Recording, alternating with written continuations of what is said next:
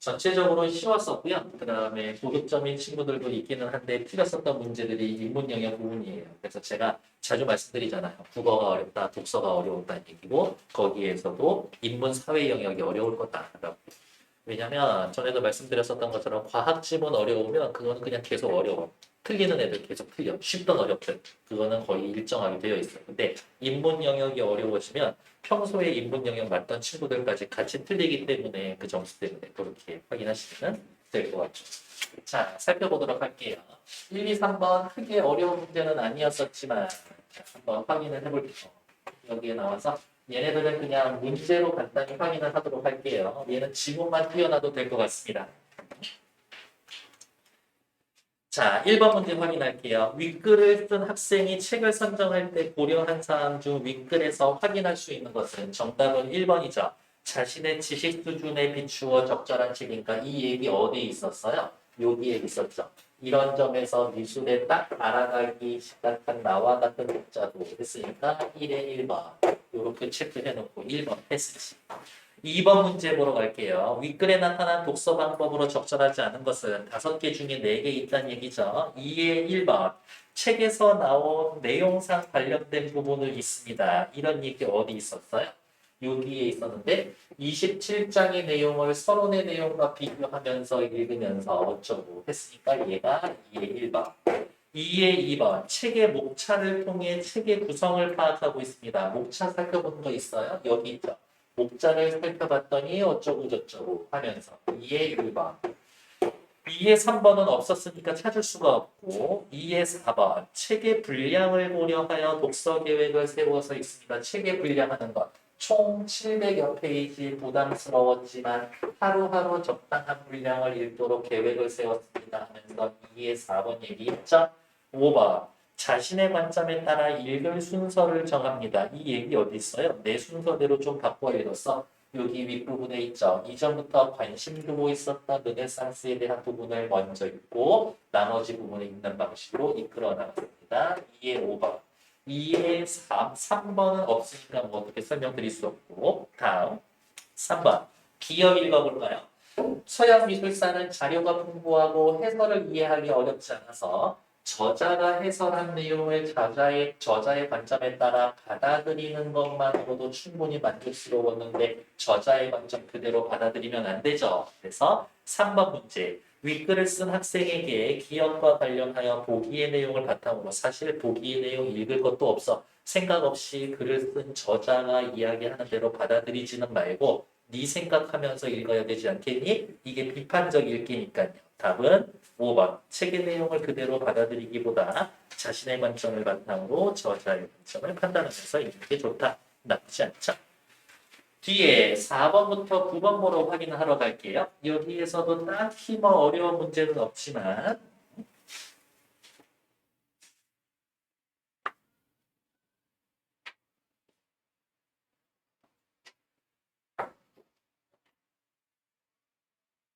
자, 4번 보러 갈게요. 답만 체크할게요. 4의 2번. 가는 광고가 판매자에게 중요한 이유를 제시하고 판매자가 광고를 통해 얻으려는 효과에 대해서 이야기해주고 있습니다. 그러면 살펴볼까요? 가의 첫 번째 달러 보면서 광고는 어쩌고 이야기하면서 판매자는 자신이 공급하는 상품을 구매자가 인지하고 선호할 수 있도록 하기 위해서의 광고를 이용합니다. 라면서 광고의 목적이 여기 나타나 있고요. 그 다음에 이 이후로 어떠한 전략, 독점적 지위와 관련되어 있는 전략을 소개해 주죠. 그래서 답은 2번. 4번에 혹시 다른 거 틀린 답 한 친구들 있어요? 네, 패스. 5번 문제 보러 갈게요. 독점적 지위에 대한 설명으로 적절하지 않은 것을 자, 살펴보러 갑시다. 1번.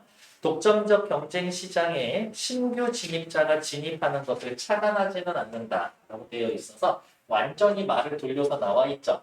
독점적 시장에서 어쩌고 쭉 설명하면서 신규 판매자의 수가 장기적으로 증가하고 라는 이야기는 신규 판매자 계속 시장에 들어온다는 얘기지 막지 않는다는 얘기인 거네요. 그러니까 얘가 5의 1번에 해당되는 얘기고 5의 2번 판매자가 공급을 조절하여 가격을 책정할 수 있는 힘을 가지고 있다. 내가 내 마음대로 판매량과 가격을 정할 수 있어요. 여기 있지. 상품의 가격을 결정할 수 있는 힘을 가지고 있습니다. 얘가 5의 2번에 해당되는 얘기겠지. 5의 3번 틀린 거니까 대기. 5의 4번 독점적 경쟁 시장의 판매자가 다소 비싼 가격을 책정할 수 있기는 하지만 이윤을 지속적으로 보장하지는 않습니다. 이 이야기는 여기에 있겠네요.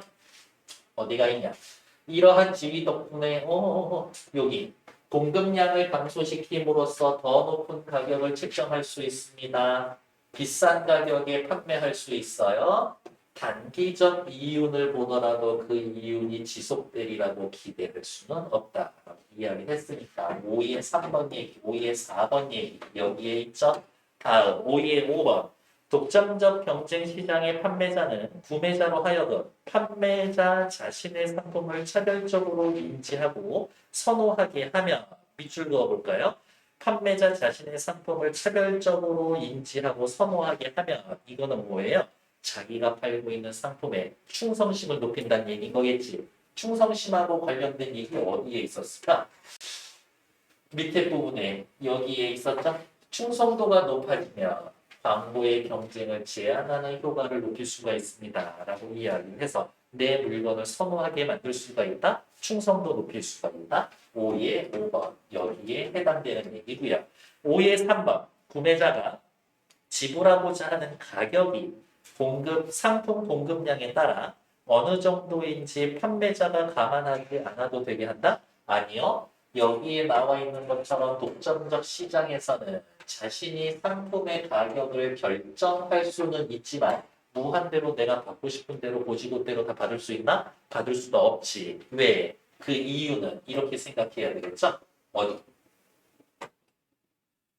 어디가 있냐? 공급량 여기. 신규 판매자가 자꾸 들어올 거니까 내가 영향을 받을 수밖에 없어요. 그래서 5번에 3번 틀린 얘기. 6번 보러 갈게요. 나에서 알 수 있는 내용으로 적절하지 않은 것은 OX 문제 물어보고 있는데요. 그것들 정리를 해봤더니 보통 답이 이쪽에 좀 몰려 있는 것 같은데 6의 1번 광고에 의해 유행 주기가 단축되어 소비가 촉진될 수가 있다. 광고를 한다. 유행 주기가 짧아진다. 소비가 늘어날 수 있다. 어디 있을까요? 여기 있죠? 유행 주기를 단축하여 소비를 증가시킬 수 있다. 6의 1번이. 6의 2번이 답이었으니까 일단 대기. 6의 3번. 광고가 생산활동을 자극하면 근로자이거나 투자자인 구매자의 소득 수준을 향상시킬 수가 있습니다. 소득 수준을 향상시킬 수가 있어요. 어디?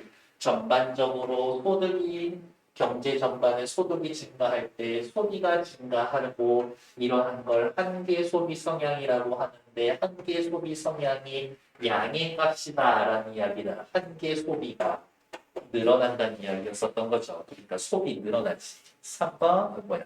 4 어디가 있냐? 3번 맞는 얘기. 4번 광고가 생산 활동을 증가시키면 근로자, 노동, 기계나 설비와 같은 생산 요소에 대한 이용이 늘어날 수가 있습니다. 그래서 그 이야기는 여기에 있죠.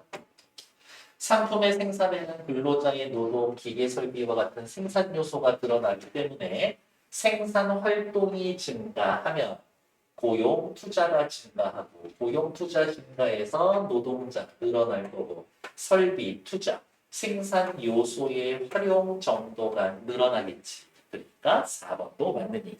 5번 광고의 소비 촉진 효과는 경제 전반에 광고가 없는 상황보다 환경 오염을 시킬 수가 있어요. 라고 대놓고 마지막 단락에 환경 오염을 우려하는 사람들 광고의 소비 촉진 때문에 그래서 6의 5번 그러면 6번의 2번 광고가 경제 전반에 선순환을 일으키는 정도는 한계 소비 성향이 커질 때 작아진다. 아까 은근슬쩍 설명하면서 넘어갔었죠.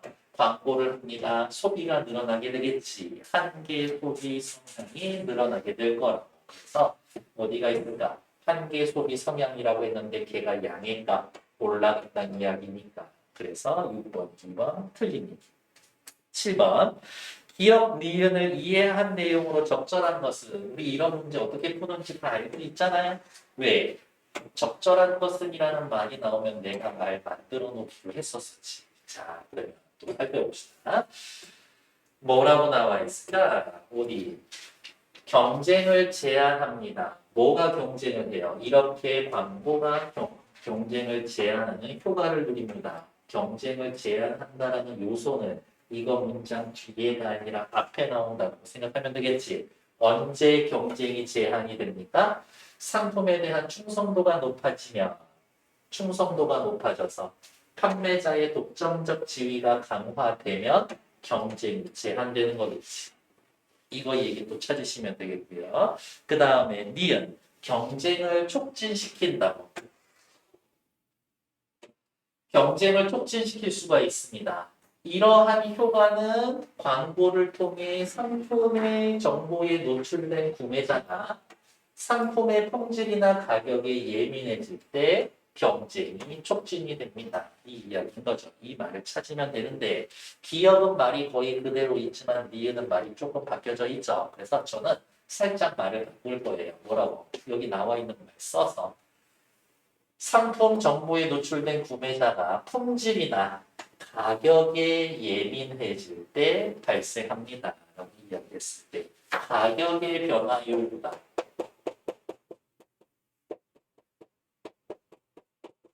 가격의 변화율을 통해 소비의 변화율이 1보다 커진다는 이야기인 거고요. 이거를 다른 말로 이야기하면 소비가 어디가 있는 이 소비는 가격의 탄력적이다. 이야기인 거. 가격 변화에 영향을 많이 받습니다. 진짜 쉬운 말씀이면 가격이 조금 변하면 소비가 많이 줄어든다. 이런 식으로 생각하시면 될 것 같아요. 그래서 7번에 맞는 이야기 찾으면 7번의 답은 1번이죠. 기업은 상품에 대한 충성도가 높아질 때 니은은 가격 탄력성. 괜찮나요?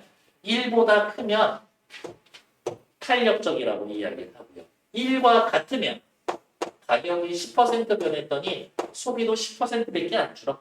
가격이 10% 싸졌더니 소비가 10% 늘어. 이럴 때는요. 다른 말로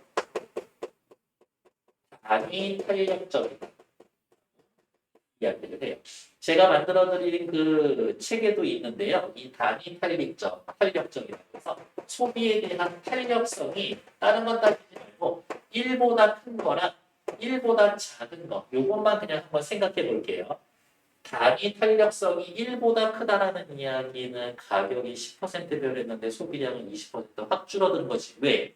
조금만 가격이 올라도 쉽게 소비를 줄일 수 있는 거죠. 그래서 얘네들은 줄어들고 사치품. 가격이 변했지만 가격이 변한 만큼 줄일 수가 없어. 왜? 우리가 없으면 못 살거든. 그래서 얘네들은 소금, 쌀, 물, 그다음에 자동차 기름과 필수품 이렇게 생각하시면 됩니다. 그냥 참고로 말씀을 드렸고요. 8번 문제. 다음은 어느 기업의 광고 기획 초안입니다. 윗글을 참고하여 초안을 분석한 학생들의 반응으로 적절하지 않은 것들이라고 해서 8번 같은 경우에는 진짜 뭐 거의 지문 내용이 필요 없었던 정도였었던 것 같아요. 대신에 밑에 나와 있는 것들 어디가 있는 밑에 나와 있는 것들 보기 보면서 찾을 수 있도록 확인할게요. 혹시 8번 친구 틀린 친구들은 오답 몇 번 했어요? 4번 확인해 볼게요. 이 광고로 각 기업은 많은 비용을 들이는 방법보다 정보를 전달하는 방법을 중심으로 나쁘지 않은데 여기까지. 그리고 보통 차별성을 알리려는 것으로 볼 수가 있습니다. 각 기업이 내놓은 제품은 기존에 있었던 제품하고 뭐가 다른데요? 맨 밑에 여드름 억제 효과 있고요. 일반 모델보다 체험한 걸 담을 거예요 라고 했죠. 그리고 그 위에 바로 나와 있죠.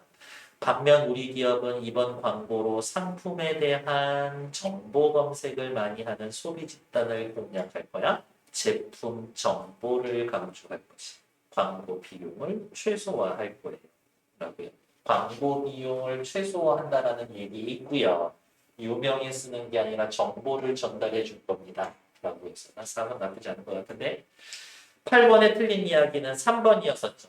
이 광고로 갑이 단기적으로 이윤을 보게 된다면 이익을 볼 수가 있지. 순간 입소문 타서 여드름 억제 비누 시장 내에 판매자 간의 경쟁은 장기적으로 약화될 수가 있다. 갑이 이 제품 나타내기 위해 시장에 독점적 지위를 가지고 있는 기업이 있었죠. 갑이 요만큼 팔 거라고 생각했는데 오 치고 올라오지. 얘네들이 경쟁 심하게 할걸요.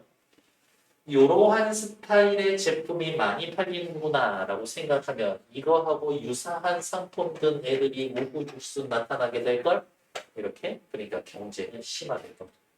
그래서 답은 3번. 9번의 답은 5번 정도 확인해 놓으시면 될 것 같고요. 다음에 10에서 13번 문제 얘는 지문 잠깐 설명할게요. 이렇게 지문 설명하고 그 다음에 어디가 있냐. 오답만 간단히 체크하도록 할게요.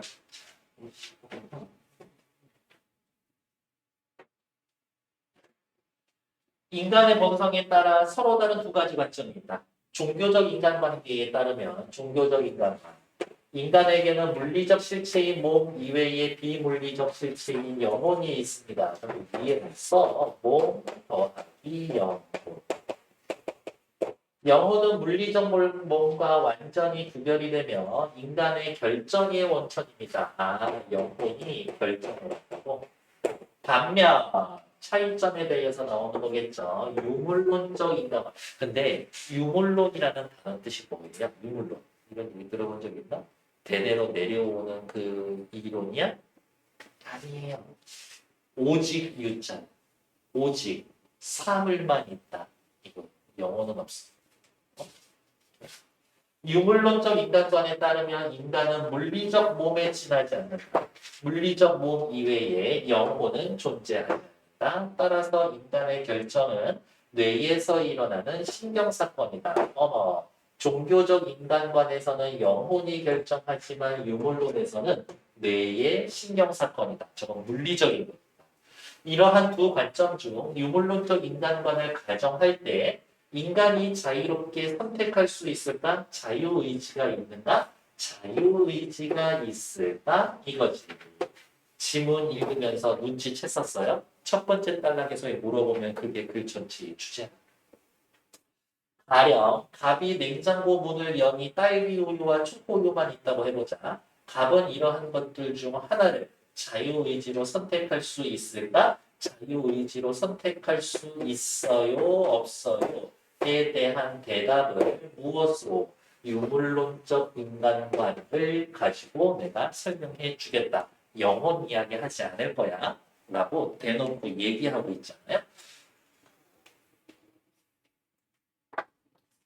이러한 질문과 관련하여 반의지, 반자유의지 논증은 갑에게 자유의지가 없다고 결론을 내립니다. 반자유의지 논증은 자유의지가 없다.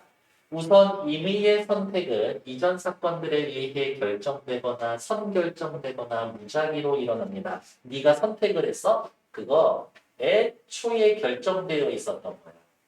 혹은 무작위로 일어난 거지. 네가 딸기 우유를 집었지만 너가 딸기 우유를 집고 싶어서 집었던 거 아니야? 너는 딸기 우유를 집도록 결정되어 있었어. 너의 의지가 아니라 그냥 우연히 딸기 우유가 네 손에 닿은 거다. 이렇게 이야기를 한대요. 진짜 반자유의지지. 여기에서 무작위로 일어난다는 것은 선결정되지 않았다는 것을 의미합니다. 그러니까 선결정이나 무작위라는 말이 같은 말이 아니라고. 이러한 전제하에 반자유주의 논증은 선결정 과정과 후결정 과정을 모두 고려합니다. 그러면 이거지. 얘네들이 이야기할 겁니다. 선결정 이론에 의해 너의 자유의지는 없어. 무작위 이론에 의해서 너에게는 자유가 없어. 라고 설명해 줄 거예요. 첫 번째로 임의의 선택이 그 이전 사건들에 의해 선결정되었다라고 가정을 해보자. 반자유주의 논증에서는 이 경우 우리에게 자유의지가 없다고 결론이 된다. 당연한 거 아니야? 선결정되어 있다.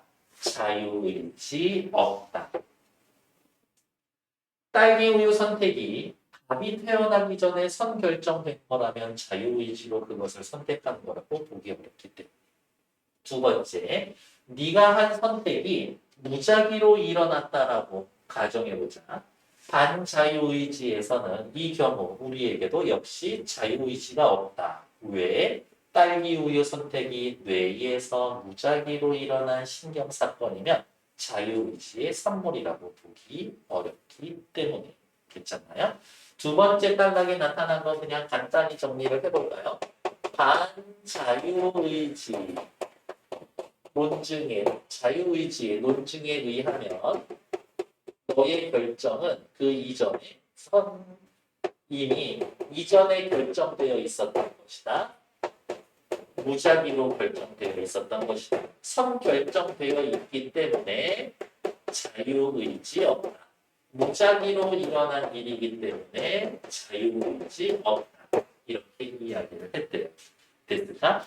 이제 이 이후 문장에서는 뭐예요? 반자유의지가 이렇게 이해할 걸 조목조목 따져가면서 두드려 패면서 네 얘기 틀린 거야 라고 이야기를 해줄 거라고.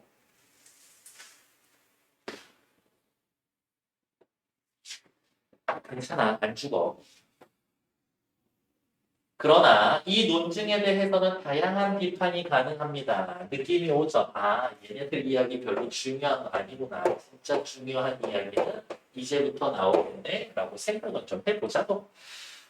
반자유의지 논증을 비판하는 입장에 따르면 반자유의지 논증의 선결정 과정을 고려할 때의 결론은 받아들여야 하지만 얘네들은 뭐라고?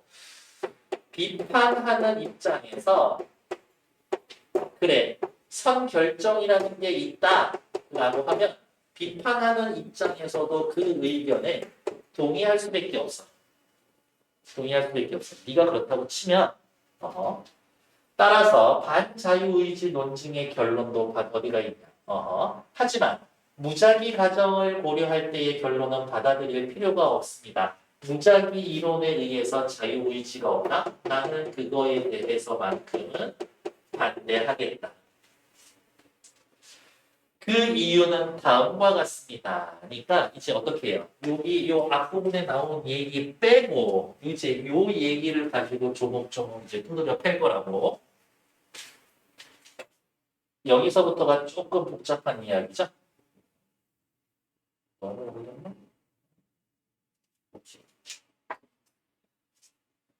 임의의 선택이 나의 자유의지의 산물이 되기 위해선 다음 두 가지 조건을 충족해야 합니다. 임의의 사건,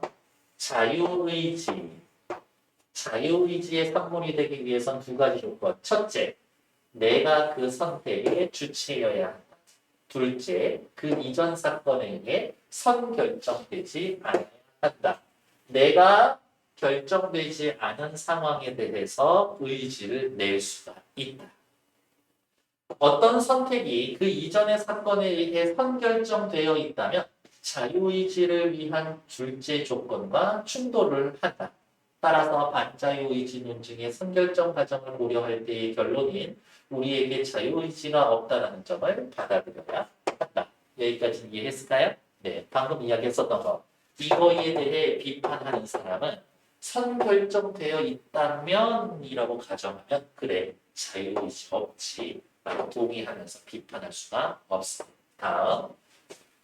물론 이러한 자유의지와 다른 의미를 지닌 자유의지가 있을 수는 있다. 만약 내가 자유롭게 선택했다는 말이 내가 하고자 원했던 것을 했다라는 욕구 충족적 자유의지를 의미한다면 나의 선택이 그 이전 사건에 의해 선결정되어 있듯 그렇지 않듯 그것은 내 자유의지의 산물일 수가 있다. 말이 복잡하죠?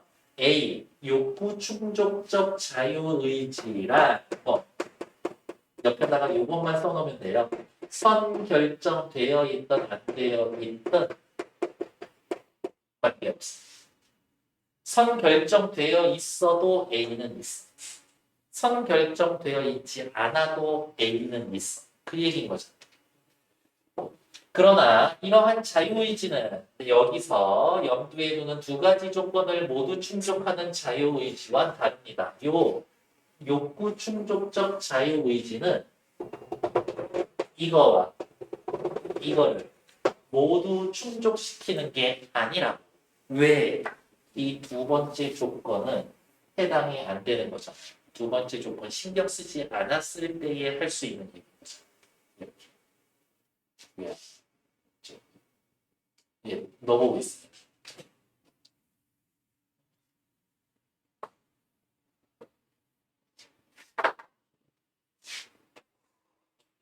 다음으로 어떤 선택이 무작위로 일어나는 것이라고 하더라도 이제 무슨 얘기할 거야? 이렇게 툭 잘라서 여기 오른쪽 이야기할 거야.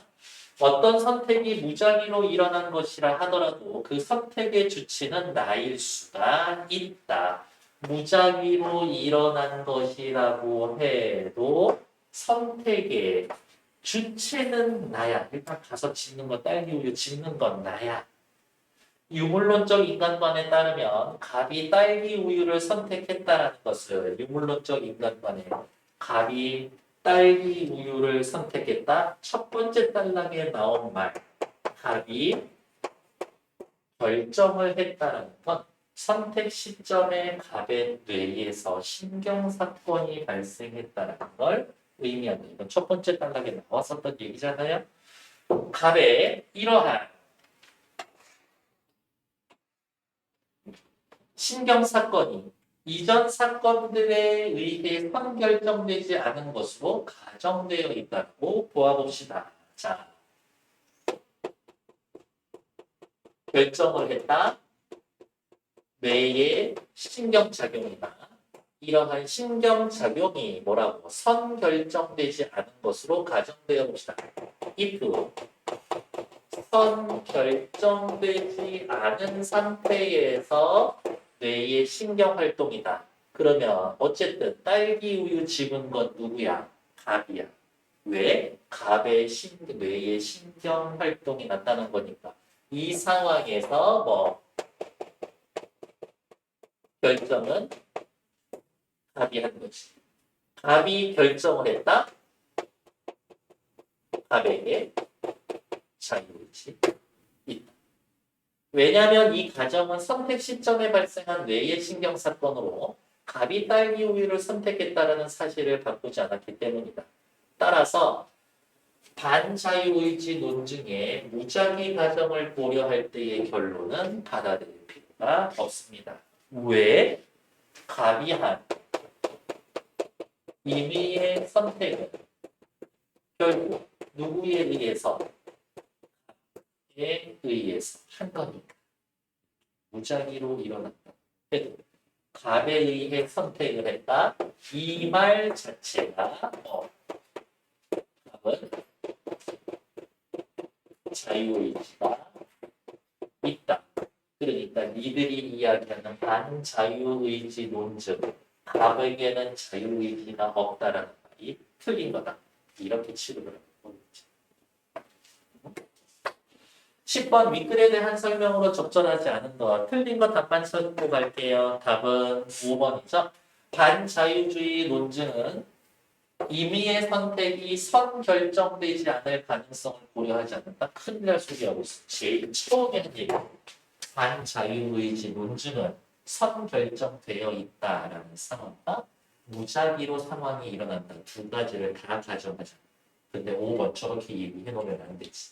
됐을까? 틀린 건 5번. 10번에 혹시 1, 2, 3, 4번 중에 선택한 친구 있어요?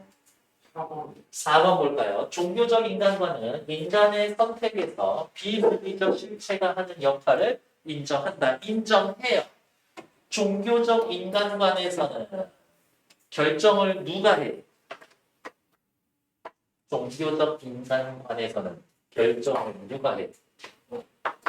영혼이 해요.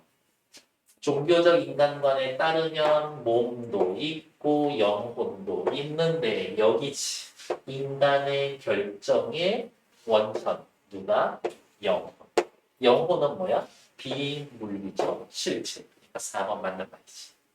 됐을까? 어디? 제일 첫 번째 단계. 아, 네. 눈은 뜨고 있죠? 네. 뜨고. 이런 눈을 들고 있으면서 누구한테 눈으로 그냥 지적질이라고. 저도 큰 눈은 아니니까요. 그래서 요즘 우리 딸 보면 자꾸 미안하고 언제쯤 해줘야 되지? 요즘 중2 때 많이 하던 이런 생각하고 있거든요. 11번 문제 A, B를 이해한 내용으로 적절한 것은 11번에 A는 뭐였어요?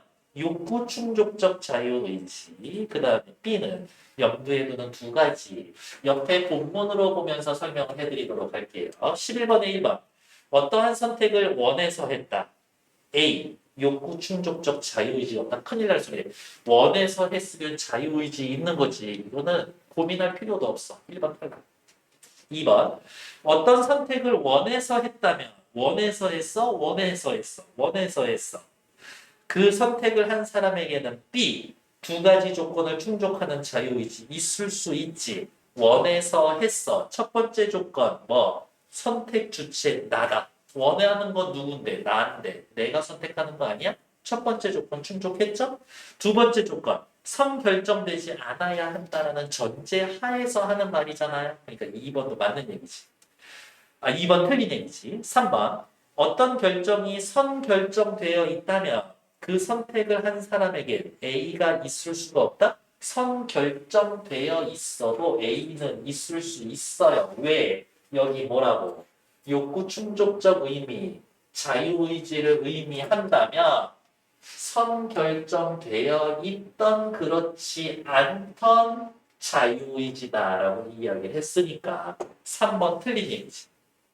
4번.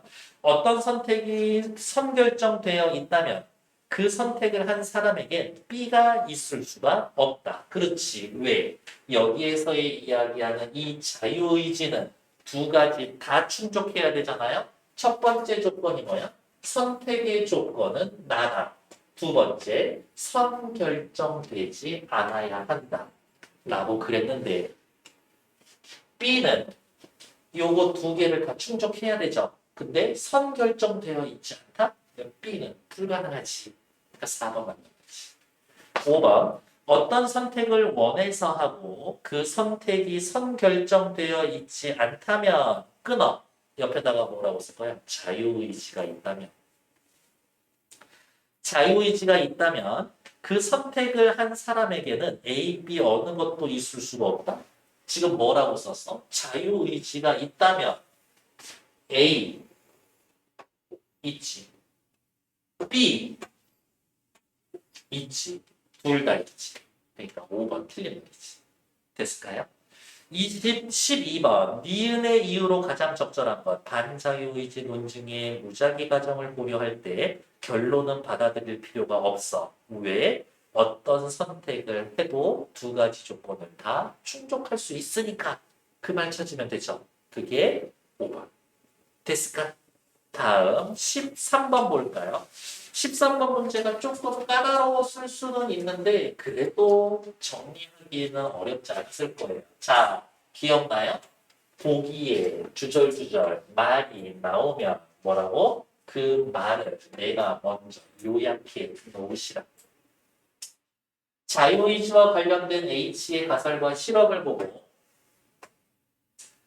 반자유주의 논증에 대해서 논의해 봅시다. H의 가설, 인간이 결정을 내릴 때 발생하는 신경사건이 있기 전에 그가 어떤 선택을 할지 알게 해주는 다른 신경사건이 그의 뇌에서 매번 발생한다.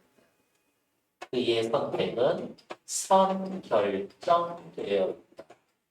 이 이야기인 거죠.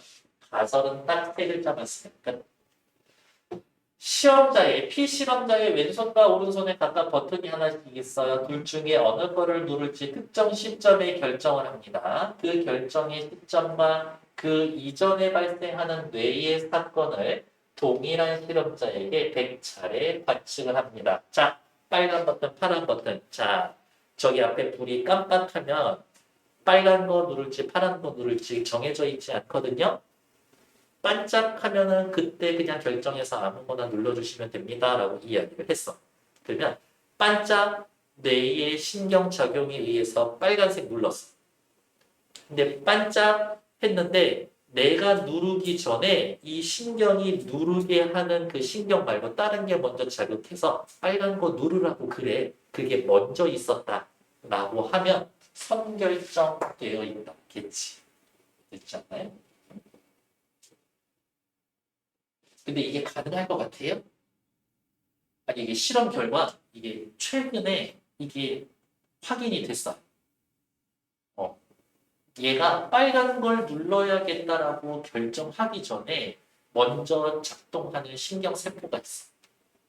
그게 최근에 뇌과학에 한 실험이 있었는데 모르겠어요. 그냥 그런 일이 실험이 있었습니다만 보고 그 이후로 저도 찾아보진 않아서 잘 모르겠네요. 저는 뭐 낭만주의자는 아니지만 그래도 인간에게는 자유의지가 있지 않나 주의예요. 아, 자유의지가 없고 정해져 있다라고 하면 너무 슬픈 것 같지 않나요? H의 가설이 실험 결과에 의해 입증이 된다면 무슨 말이야? 선결정되어 있다면 선결정 과정을 고려할 때 결론을 거부하는 게 아니라 받아들여야지. 그렇죠? H의 가설이 실험 결과에 의해 입증이 된다면 선결정되어 있다면 무작위 과정은 참일 수밖에 없다? 아니요. 선결정이랑 무작위랑 어떻게 애초에 따로따로 생각해 놓은 건데 같이 세트로 묶어서 얘기하면 안 되지. 2번 탈락. H의 가설이 실험 결과에 의해 입증되지 않는다면 사람의 결정은 선결정된 게 아니라면 선결정 과정은 참이 아니라고. H의 가설이 실험에 의해 입증되지 않는다면 선결정되어 있지 않다면 무작위 과정을 고려할 때의 결론을 받아들여야 하는 것은 아니다. 이게 참이 아니라고 무조건 이거 받아들여야 돼? 그건 아니지. 그러니까 4번 맞는 얘기죠. H 가설의 실험 결과에 의한 결과와 상관없이 선결정되었든 아니든 반자유의지 논증의 결론을 받아들여야 돼? 아니요. 받아들일 필요가 없지. 왜? 선결정되어 있을 때의 과정이면 받아들이지만 이게 거짓이라면 이게 맞다고 해도 반자유의지 받아들이지 않을 건데 그러니까 받아들일 필요가 없죠. 그러니까 뭐가 됐을까요? 14번부터 17번까지요. 네.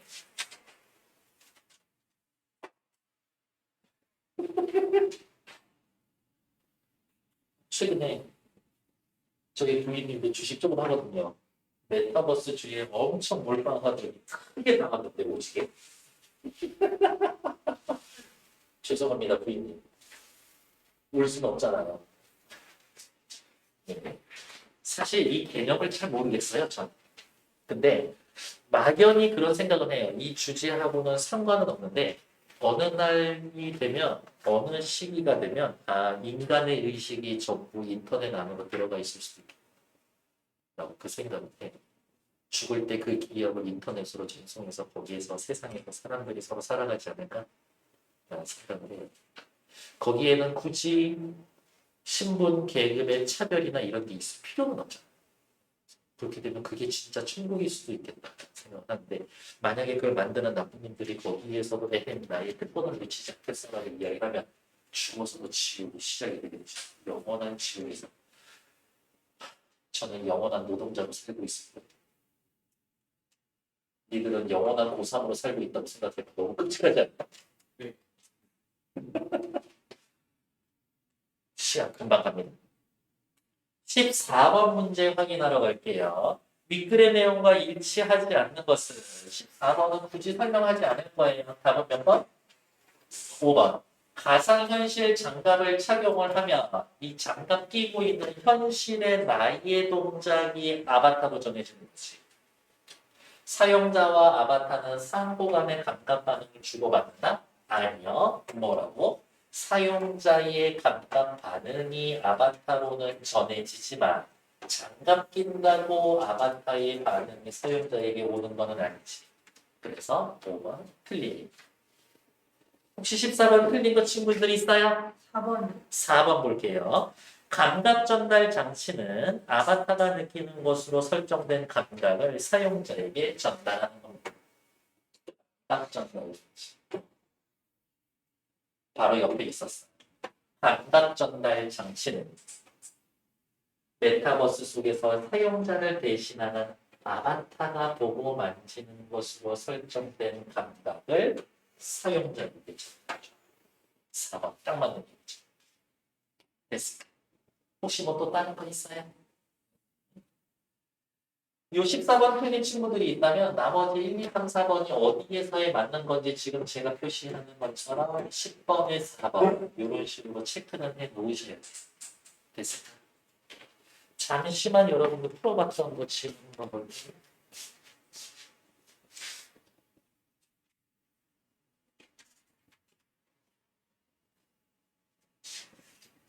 앞에 있지.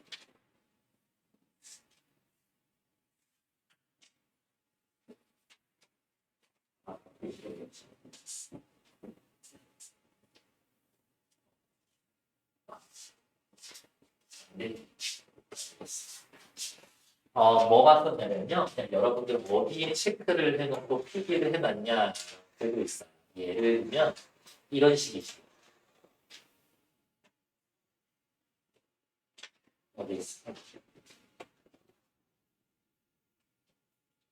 여기 A라고 묶어놓은 거에 보면 가상현실 트레드밀과 함께 사용되는 모션 트래킹 시스템은 동작에 따라 아바타가 움직이게 하는 겁니다. 라면서 사용자의 동작을 아바타에 따라게 한다. 이런 센서, 이런 센서, 이런 센서로 구별이 되어 동작 추적 센서는 어쩌고 저쩌고, 관성 측정 센서는 어쩌고 저쩌고, 압력 센서는 어쩌고 저쩌고 라고 해놔서 이거 사실 밑줄 보면은 여기 다 긋고 있어야 되지 않나? 헷갈릴 거라고. 여기에다가만 간단하게 확인을 해 놓으시면 돼요. 용어 설명을 할 때. 이게 또 언제 쓸만하냐면 음악 관련된 비문학 집 나올 때 있지. 음악은 음악 자체에 대한 이론이 아니라 어떠한 개념이나 어떠한 뭐라 그래야 되지? 어떠한 개념에 대해서 그거 하나 파고 들어갈 때 미친 듯이 새끼치면서 용어 설명해 줄 거거든. 그런 거. 음악 사조에 관한 이야기가 아니고 음악에 관련된 이야기가 세부적으로 한 영역 좁게 나오면 이런 식으로 체크해 놓으셔야 돼요. 안 그러면 그거 다 밑줄 긋고 있어요. 헷갈려서 쓸 수가 없어요. 그래서 음악 지문에서는 이렇게 간단하게 나오는 거 체크만 해놓죠. 왔다 갔다 하는 거 귀찮은 건 좀 참아줘야지. 15번 보러 갈게요.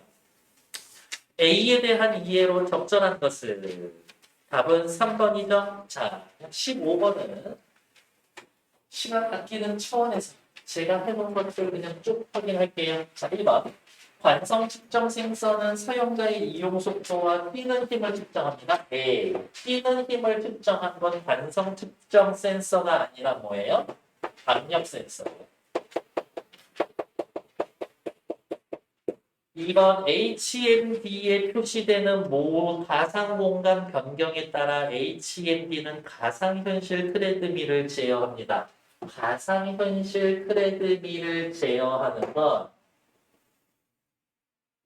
요거의 변경이 아니라 무엇에 따라서 말도 어렵다 약간은 모션 트래킹 시스템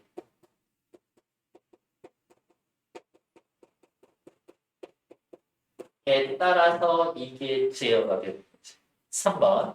가상 공간에서 아바타가 경사로를 만나면 가상현실 트레드밀의 기울기가 변경될 수 있습니다. 이거 맞는 얘기고. 4번.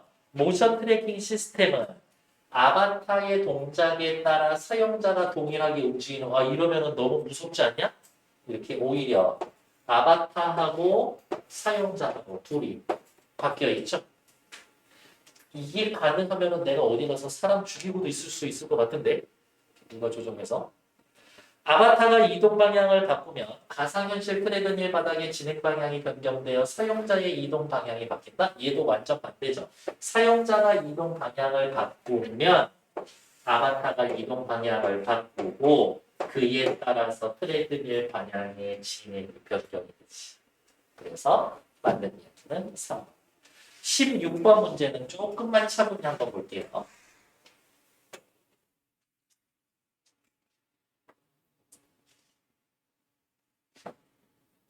이번에 나오는 그 어벤져스의 마룡석은 멋있지 않아? 멋있지 않아? 얼마나 잘 싸우고 그럴지 모르겠지만 그냥 그래. 저는 그거 나오기 전에 그 길가메시 되게 재밌게 좋아하거든요. 그렇게 내가 가지고 있는 그 느낌하고 달라. 수메르 신화에 나와요. 길가메시. 엄청 잘생겼거든요. 잘생긴 걸로 나와. 솔직히 잘생기진 않았잖아.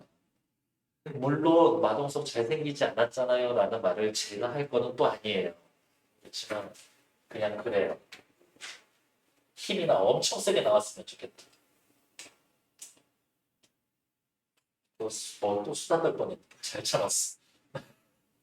동작 추적 센서의 하나는 커넥틱 센서, 키네틱 센서는 이거 다 키네틱 센서죠. 적외선 카메라와 RGB 카메라 등으로 구성이 됩니다. 적외선 카메라, RGB 카메라. 적외선 카메라는 광원에서 발사된 적외선이 피사체의 표면에서 반사되어 수신되기까지 걸리는 시간을 측정되며 피사체의 입력 정보를 포함하여 저해상도 단색 이미지를 제공합니다. 반면 RGB 카메라는 피사체의 고해상도 컬러 이미지를 제공합니다. 키네틱 센서는 저해상도 입체 이미지를 고해상도 컬러 이미지에 투영하여 사용자가 검출되는 경우 그림과 같이 신체 일부에 대응되는 25개의 연결점을 선으로 이은 3D 골격 이미지를 제공합니다. 여기까지는 괜찮나요? 이것의 움직임 자체는 얘가 찾아냅니다. 그리고 움직임 찾아낸 그 움직임에 쉽게 생각합시다. 뭐 살을 붙이고 옷을 입히는 건 얘가 하는 1번 키네틱 센서는 가상 공간에 있는 물체들 간의 거리를 측정하여 입체감을 부여합니다. 키네틱 센서가 하는 일은 뭔데? 내 몸에다가 여기 센서 이렇게 붙여놓고 저기에 저쪽에 적외선 카메라가 있다. 오케이? 저기 적외선 카메라는 뭐예요? 나한테 적외선 계속 쏘고 있어. 그러면 자, 이렇게 했다고 칩시다. 그러면 쟤는 쏘고 여기에 와서 반사돼서 가겠지. 1초 걸려? 나의 손이 여기 있어. 여기에 반사돼서 가는데 2초 걸려. 그거를 계산해서 내 동작을 따는 거. 됐을까? 가상 공간에 있는 물체들 간의 거리를 측정하여 아니요. 현실 공간에 있는 센서와 카메라 사이의 거리를 측정하지. 그래서 1번 틀리지. 2번 키네틱 센서가 확보한 사용자의 춤추는 동작을 바탕으로 해서 거기에 살을 잘 입히면 아바타의 춤추는 동작 만들 수가 있죠. 왜? 그러한 것들을 연결해 놓은 3D 골격 이미지를 제공할 수가 있으니까 이 3D 골격 이미지는 누구 거? 내 거지만 구현되고 재현될 때 아바타의 형태로 재현이 되겠지. 3번 키네틱 센서와 관성 측정 센서를 이용하여 걷는 자세 및 속도 변화를 파악할 수가 있습니다. 나쁘지 않죠? 관성 측정 센서 뭐 하는데 왼쪽에서 이동 속도의 변화율 및 회전 속도 측정한다라고 해놨으니까 틀린 얘기 아니야. 4번 연결점의 수와 위치의 제약 때문에 골격 이미지 그렇지. 이게 머리통이 얼만큼 움직이는 머리통 너무 저렴했는데 머리가 얼마나 움직이는지 계산할 수 있지만 표정은 안 돼. 5번 적외선 카메라의 입체 이미지와 RGB 카메라의 컬러 이미지 정보로부터 생성된 골격 이미지가 이렇게 해서 움직이는 이미지를 땄다고 칩시다. 그것의 이미지는 사용자의 동작 정보를 파악하는 데 사용됩니다. 나쁘지 않죠? 그래서 틀린 건 1번. 됐을까? 네. 17번의 답은요, 뭐, 나란히 갑니다. 라고 확인해 놨으니까 1번 정도 확인하시면 되겠고요. 뒤에 나와 있는 배비장전은 뭐 썩 어렵지는 않죠? 그래, 뭐, 답은 한번 체크해 볼게요. 16번에 안 가르쳐 주지. 1번. 정답.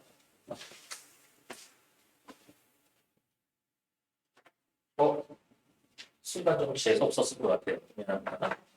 다음 페이지. 대비장전의 18번의 답은 4번. 사공은 부인의 허락 없이 임의로 다른 행객을 태울 수 없다고 말함으로써 낯선 이에 대한 경계심을 드러낸 겁니까? 경계심을 드러내기 위해서 너 태울 수 없어요. 그냥 원리 원칙 이야기한 거지. 이거 전세 낸 건데 너 태우면 안 돼. 그 얘기로 봤네. 19번. 비장이 상대의 기분을 풀어주기 위해 사용한 말, 뭐 상대를 풀어주기 위해 그냥 존칭 사용하고 존댓말 쓴 거 찾으면 되죠? 답은 4번. 20번. 조그만 돛대 배운 새에 대한 이해한 것은 3번. 주인공이 당일 제주도를 떠나기 위해 타려고 하는 데상 쉽지는 않지. 21번의 틀린 이야기는 몇 번? 4번. 이 노릇을 어찌해야? 라고 묻는 배비장의 모습에서 뭐 언제 이 대사를 했어요? 오늘 제주도 뜰 수 있어요? 아니요. 4, 5일 기다려야 되는데요. 아, 어떡하지? 경직된 관념을 버리고 제주도 사람을 존중한다고. 아, 나 오늘 가고 싶은데 4, 5일이나 기다려야 된다고. 그냥 탄식이지. 제주도 사람 존중한 건 아니죠? 그래서 답은 4번. 뒷페이지 22에서 27번. 이게 진짜 아까 그 얘기를 먼저 해줬어요. 이 충격받은 게 그냥 독서지만 먼저 훅 나오고 뒤에 또 문학 몰려서 나오죠. 언제 파악했을 거야, 여러분들? 파본 체크하세요 할 때 파악했어야지. 그리고 나 하지 말고 사람들을 했어요. 그래? 네. 하게 할 거예요. 이렇게 그렇게 되면 이제 작전 짜야지. 나 독서 먼저 풀 거야? 아니면 문학 먼저 풀 거야? 이거 완전 땡큐지. 이렇게 몇 장 넘기는 시간 지들이 알아서 줄여주는 건데 최대한 활용해보자. 22번의 답은 1번이고요. 22에서 26번 사이에 확인할 문제들 있어요? 25번이에요. 25번. 나에 대한 인물에 대한 설명으로 가장 적절한 것은 신 넘버 21.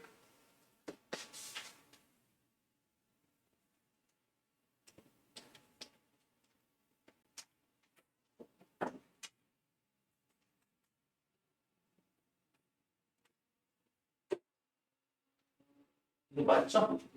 신 넘버 21은 27이야. 15, 16, 17.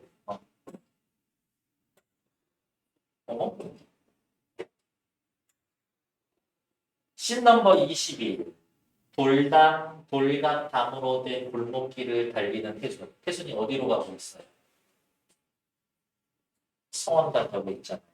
폭풍우가 치니까 빌러 가야지. 왜? 우리 남편 무사히 살아서 돌아오게 해주세요. 태순이 달려가는 행위는 기상 악화로 인해 다급해진 순례를 보여줍니다. 나쁘지 않은데? 몇 번 했을까? 1번. 25번, 1번이 답인데요. 진짜요? 네. 기훈 씨는 2번. 2번. 신 넘버 22에서 비틀거리는 혜순이가 올라와 단목 앞에 무릎 꿇어 앉으며 원망스러운 눈초리로 선왕님, 선왕님 몇 번 부르던지 빗속에서의 절을 합니다. 올라와서 순임이가 같이 절을 합니다. 이렇게 비틀거리면서까지 성황당에 오는 거는 그만큼 간절하게 소원을 빌기 위한 거지. 어디가 있어? 2번. 성황당. 비가 오니까 이 성황당에 이 나무 쓰러질 수도 있겠는데 그거 지키러 온 거는 아니지. 그래서 답은 1번. 2번 틀리고 1번. 됐을까요? 네. 뒤에 나와 있는 거 완전 땡큐지. 28번부터 31번까지 나와 있었던 것 중에 가시는 수능 특강 나와 있었던 시였으니까요. 다들 기억나요? 내 기억에 수능 특강 현대시 거의 뒷부분 쪽에 있었던 시였었던 것 같은데 대신에 나시는 그렇게 생각보다 쉽지는 않았을 거예요. 나시 한번 보러 갈게요.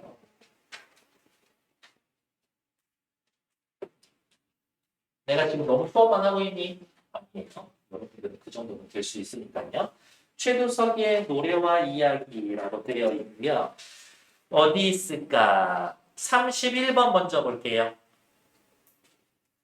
31번 보기 넷째 줄. 화자는 시가 노래의 성격을 되찾아야 할 뿐만이 아니라 감정의 과잉으로 상처가 오히려 깊어지기도 하는 노래의 한계를 극복하기 위해 이야기가 요구된다는 점을 강조합니다. 그러면 위에다 쓸까요? 노래가 필요하다. 하지만 노래가 너무 지나치면 문제가 생길 수가 있고 그러한 문제를 해결하기 위해서 저러한 노래가 과잉되는 것을 막아주기 위해서 이야기가 필요하다. 최두석이라는 분은 시를 쓸 때 노래를 쓸 거지. 내가 시를 써놨는데 너무 그렇게 됐어. 그래서 내가 쓰는 시에 이야기도 좀 있어야 되는데 그래서 나 시이냐 시 쓸 때 거기에 노래 시에 노래를 담을 거지만 그것만으로 넘치거나 부족한 게 있으면 이야기를 거기 내가 쓴 시에다가 집어넣어야지. 근데 사실은 쉽지 않고 그래도 나는 그것을 철저히 하려고 정도겠지. 노래는 심장에, 이야기는 뇌수에 박힙니다. 노래, 시는 심장에, 사람의 감정을 건드리는 거지만 이야기, 스토리는 뇌수에 박히는 겁니다. 이성적인 겁니다. 근데 느낌이 오네. 이 아저씨가 추구하는 시는 뭐야? 감성, 감정과 이성이 잘 조화된 시를 쓰고 싶은 거지. 처용가의 처용이죠. 처용은 밤늦게 돌아와 노래로서 아내를 범한 이야기를 물어 엎드리게 했다지만 이러면서 여기에서는 와 노래에는 엄청난 힘이 있구나. 막상 목청을 떼어내고 남은 가사는 그러니까 뭐 노래가 없는 언어는 베개를 떨어뜨린 머리카락 건드리지 못할 만큼 아주 나약하고 무기력. 그래, 씻을 때 노래해야지. 하지만 처용의 이야기는 살아남아서 새로운 노래와 풍속을 짓고 유전에 가리라 하면서 어떻게 노래는 힘이 있지만 노래가 없으면 나약해. 노래가 없어. 이야기는 나약해. 무력해. 하지만 이야기는 살아남아서 영원히 이어질 것이다. 정간보가 오선지로 바뀌고 음악, 노래의 형식은 변해버렸지. 이제 아무도 시집에 악보를 그리지 않는다. 현재 이 시를 쓰고 있었던 현대의 시는 더 이상 노래가 아니다. 라고 이야기하죠. 최두석 씨는 이러한 상황 좋게 보지 않겠지. 왜? 노래가 없으면 나약합니까? 노래하고 싶은 시인은 말 속에 은밀한 심장의 박동을 골라놓는다. 그렇지. 노래는 심장, 감성, 감정적인 것이다. 그러나 내 격정의 상처는 노래의 쉬이 덧나. 나 노래를 추구했습니다. 시에서 노래를 추구했습니다. 하지만 덧나 상처받았어. 노래를 추구하는 시를 썼지만 상처받았어요. 시를 쓰는 데에 실패해버렸어. 내가 생각해도 이거는 제대로 된 노래, 제대로 된 시가 아닌 것 같아. 다스리는 처방은 이야기일 뿐. 이야기로 하필 시를 쓰며 그러네요. 노래를 추구해서 안 된다라고 생각해서 급하게 이야기로 건너왔습니다. 그랬는데 어떻게? 처방은 이야기뿐. 그렇지. 노래로 안 되면 생각해. 이야기를 써야 돼. 이야기로 하필 시를 쓰면서도 나는 최종 목적이 뭐야? 뇌수와 심장이 가장 긴밀하게 결합이 돼. 이야기와 노래가 결합된 시를 쓰고 싶어요. 요 정도로 받아들여 주시면 되겠지. 그래서 28번부터 31번에서요. 자, 31번 먼저 처리할게요. 상처가 노래에 쉽게 덧난다라고 말함으로써 시에서 노래의 성격이 분리된 결과 노래만 추구하다 보니까 상처받은 거지. 그렇잖아요? 여기 3번 이야기하는 것처럼 시에서 노래의 성격이 분리를 하려고 한다. 그거는 아니지. 네, 그래서 31번의 답은 3번. 28에서 30번 확인할 거 있어요? 네. 32에서 34번은요? 34번 확인해 볼게요. 이 허난설원의 규원가는 그래? 이해가 안 돼요. 여기 30대요. 규원가 내용이요. 그럼 해석 안 된다는 얘기죠. 규원가 해석하고 우리 조금만 쉬었다 할게요. 너 요즘 왜 이렇게 순간순간 되받는 거짓말하지? 해석하고 문제 풀고 조금만 쉴게요. 규원가 제목은 뭐예요?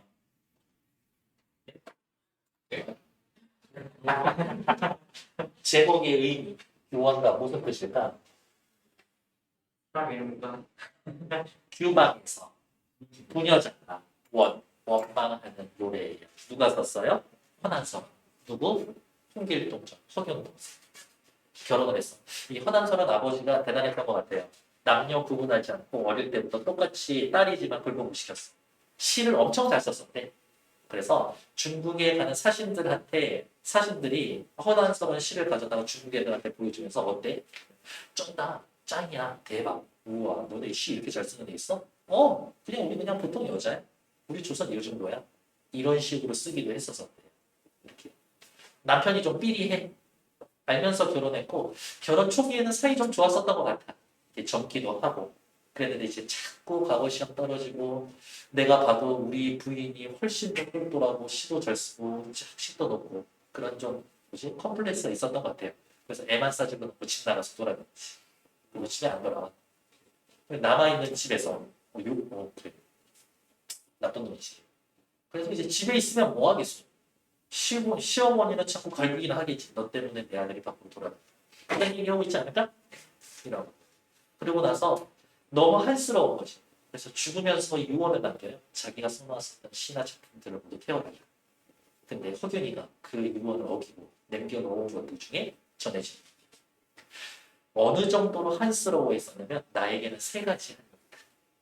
조선에서 여자로 태어나 조선에서 여자로 태어나 조선에서 여자로 태어나서 그놈의 아내가 되고 그게 자기 인생의 세 가지 한이라고 했었어요. 그만큼 원망스럽지. 근데 너무 안타까워. 남편이 그렇게 해서 집 나갔는데 원망만 하는 게 아니라 진짜 더 짜증나는 건 뭐냐면 보고 싶어. 집에 돌아왔으면 좋겠어. 이런 생각이 있다는 거예요. 그래서 규원과 집 나간 남편을 기다리는 원망하는 아내의 노래. 그래서 글의 종류는 가사 중에서도 내방 가사. 이 앞페이지에는 뭐가 있냐면 엄마 아빠가 아버지 날 낳으시고 어머니 날 기르시면서 고생하면서 어릴 때부터 나한테 얘기를 했대. 딸 공부배필 어떻게 높은 집안에 부인이 되기는 못 바라도 딸 너 정승집에 꼭 시집 가야 돼? 아니야 그러지 않아도 돼. 정승집에 시집 가지 않아도 되니까 군자의 호구 좋은 짝이 되기를 원하셨는데 지금 남편을 만났지? 왜 만났을까? 전생, 사생, 내생에 원망스러운데 없고 때문일까? 월하노인이라고 사람 태어나게 해주고 그 부부로서의 인연 짝지어주는 할머니 계세요? 월하노인이 지어준 연분, 인연으로 이 표현 너무 좋아. 장안이면은 중국의 수도인데요. 서울이라고 합시다. 서울에서 유형, 놀기 좋아하는 경박자, 경박스러운 놈을 꿈처럼 만나서 요거 누구야? 자기 남편을 이렇게 이야기를 해주죠. 당시에 여기서의 당시는 혼인 초기에 용식, 마음 쓰기를 살얼음 디디는 듯 엄청 조심조심 했었지. 3호, 15, 15살, 28에 16, 16살. 겨우 지나 천연여진. 타고난 뭐 지금이야 시대가 변해서 여러분들이 지금 이 나이대가 제일 예쁘고 아름답고 멋있는 나이지만 이 당시에는 15, 16이 제일 예쁠 때라고 생각했었던 것 같아요. 타고난 아름다움이 저절로 일어났더니 결혼 초기에는 남편 놈이 나의 몸, 나의 태도를 보면서 100년 기약을 100년 동안 사이좋게 행복하게 잘 살자라고 약속을 했었는데 연과 세월, 시간이 훌훌 패스 지나가고 조물주가 다시 하야 조물주의 시기심이 많아서니까 봄바람 가을물 시간이 배오리 북 지나듯 배틀에 북 지나듯 이런 거고요. 배틀 있잖아요. 이렇게 실 엄청 이렇게 해서 걸어놓고 여기 이렇게 납작한 나무 같은 데다가 실 하나 매서 이렇게 통과해놓고 철컥철컥 누르잖아요. 배틀에 요게 북이야. 배틀에 북 지나듯 시간이 배틀에 북 지나듯 아주 빨리 흐르고 설빈 아화한 눈같이 깨끗한 피부 꽃 같은 나의 얼굴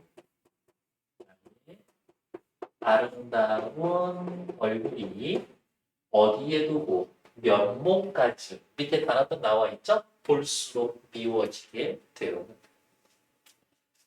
내 모습을 내가 봐도 어느 님이 나를 뵐 소냐 사랑하겠는가 내가 봐도 예쁘지 않아서 사랑받기 좀 힘들 것 같아 생각하고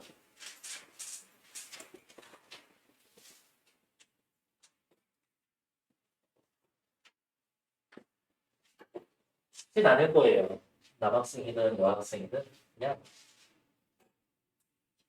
됐어. 그냥 진짜의 호구 만나세요. 진짜의 호구 되시길 바랄게요.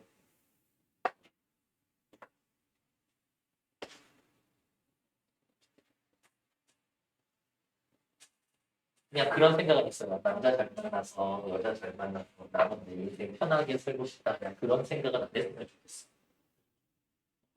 내가 내 인생 개척해 나가고 내가 주도해서 살고 그렇게 해야지. 그렇지 않냐? 네. 그렇다고요. 그냥 됐어. 편하게 살 수 있으면 편하게 사. 대신 행복하시길 바라겠습니다.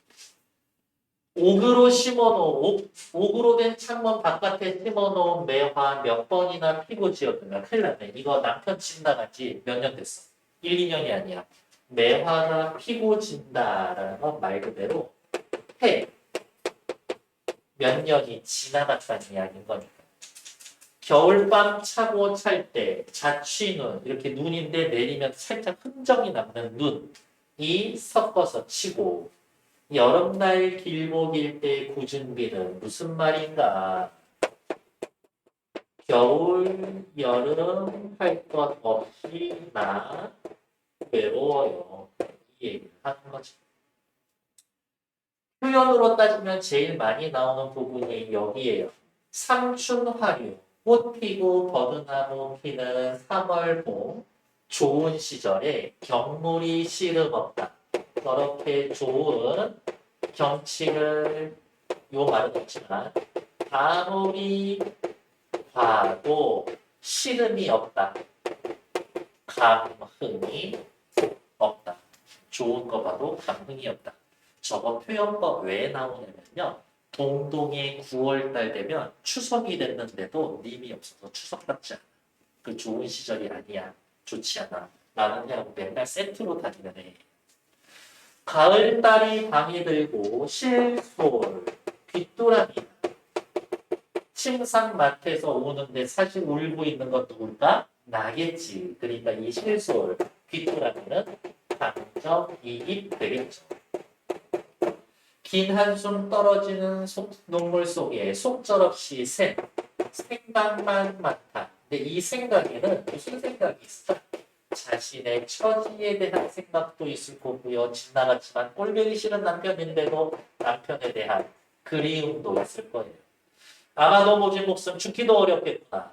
도로여 오히려 풀어 헤아려 봤더니 이리하여 어이하리. 아 진짜 이렇게 나 어떻게 살지? 청등을 돌려놓고 녹기그 검은 고를 비스듬히 안아서 병년화라고 하는데 그냥 슬픈 노래예요. 슬픈 노래 한 곡조를 내 신음을 따라서 섞어서 티기 뚜둥뚜둥뚜둥 막 하고 있는데 소상강 밤비에 대나무 소리 섞어도는 화표 천년에 무덤가에서 천년 동안 같이 살다가 헤어진 학이 우는 듯 너무너무 슬픈 분위기. 나의 고운 손으로 타는 수단, 솜씨, 옛 소리 있겠지만 사실 저는 전체적으로 이 구조는 좀 뺐으면 어떨까 해요. 느낌이 뭐냐? 고운 손으로 타는 솜씨, 옛 소리 있지만 나 연주 좀 하는 것 같아. 이런 느낌. 연주 잘하는데 이런 느낌. 혹시 이분이 쓴 건데 내가 또 할 말은 아니지. 나 요즘 왜 이렇게 자존감 떨어져 있지?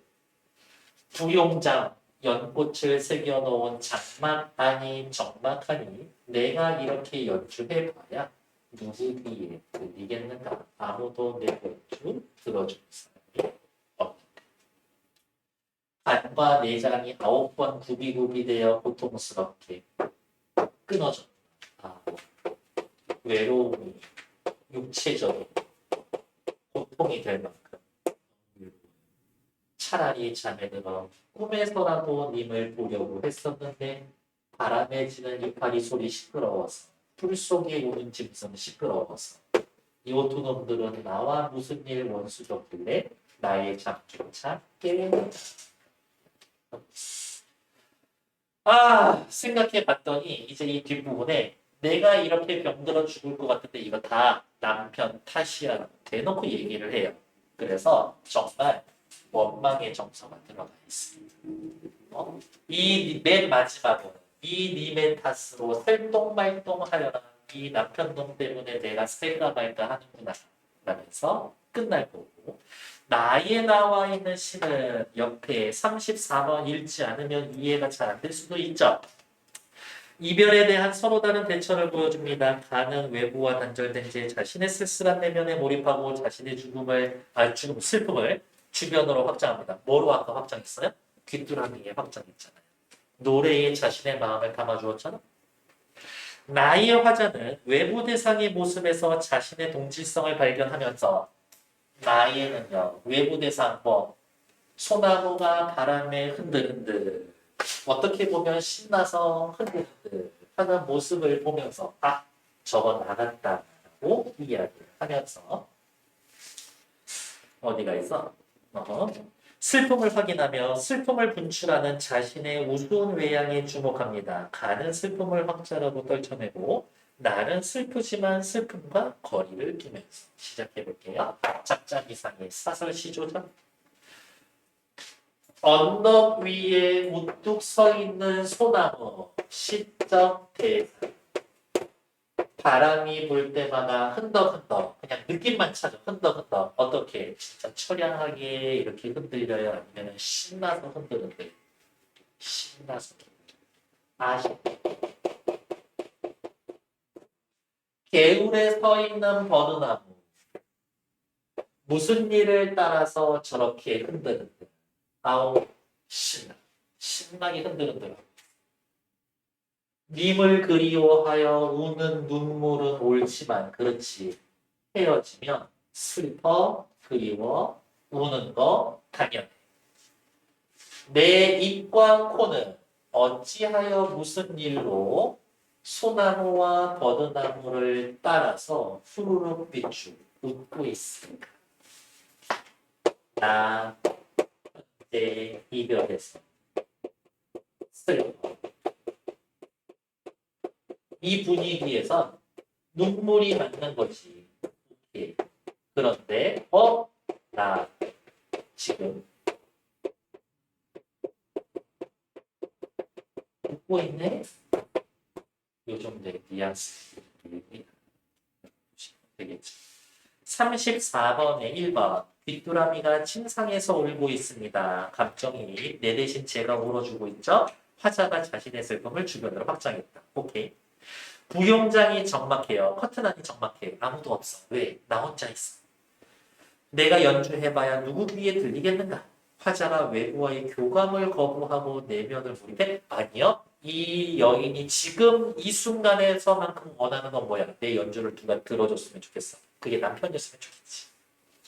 그래서 외부와 교감을 거부한다? 아니고. 나에선 화자는 소나무가 바람이 불 때마다 흔들거려 자신과의 동질성. 그래, 나처럼. 가의 삼춘 화류는 버들과 달리 화자의 내면과 대비해 외부의 단절감을 강조하는 것. 나의 버들은요, 어떻게? 내가 웃고 있어. 누구처럼? 소나무처럼, 버드나무처럼. 그러니까 나는 소나무, 버들과 동질성을 가지고 있지만 가의 삼춘하류, 좋은 시절 나하고 상관이 없어. 라고 얘기했으니까 4번 괜찮고. 푸르륵 삐쭉 입하고 코는 긴 한숨 치는 웃음 눈물과 달리 자신의 우스운 외양에 주목해서 슬퍼하고만 있지는 말아야 되겠다는 모습을 보여줍니다. 그래서 34번에 2번. 32, 33번은 괜찮아요? 네, 수고하셨어요. 조금만 쉬었다 갈게요.